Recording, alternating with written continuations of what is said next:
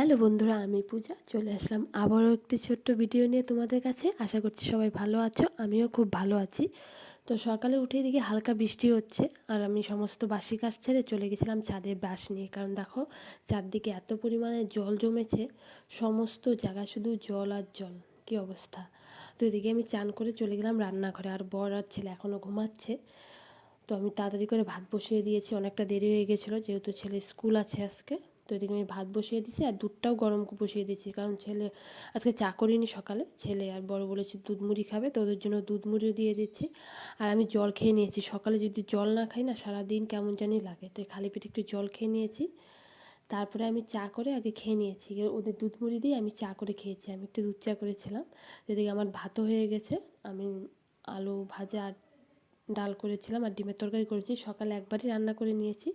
আর মা যেহেতু দুপুরে রান্না করবে, তাই আমি একবারে সকালে রান্না করে নিয়েছি। আর যেহেতু ভাই সকালে উঠে পড়েছে, তাই সকাল সকাল ভাইয়ের বিছানাটা উঠে নিয়েছে, আমাদেরটার উঠানো এখন হয়নি।